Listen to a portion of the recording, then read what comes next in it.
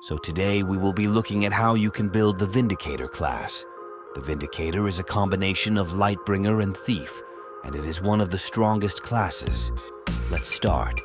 For your stat points, you would want to spend them all on Dexterity. This class is the first one to have full Dexterity, and it turned out great. Let's move on to the Fate Bounds.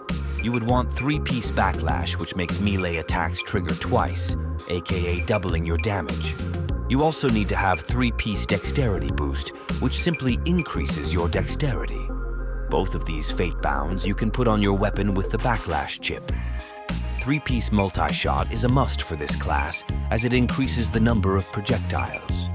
Blowout 3-piece along with the Hex variation are needed, as they increase the range of melee attacks as well as AoE skills, allowing you to hit multiple targets at the same time. And finally, 3-piece Epicenter, this Fate Bound, reduces your AoE, but in return increases your damage by a lot.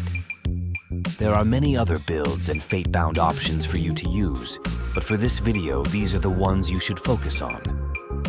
As for the weapons, you can use the Black Archknight Dual Blades, which have the Dexterity Boost Fate Bound as the main Fate Bound, or you can use the classic Black Archknight Great Sword.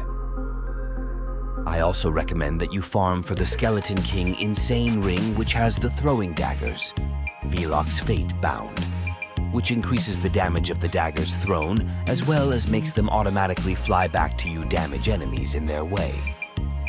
Now here is how your build should look like. You can get your gear from the chest merchant.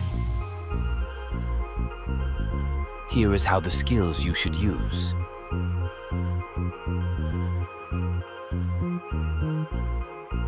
Sadly, I don't have gameplay for this class, but I hope you learned something. Have a great rest of your day.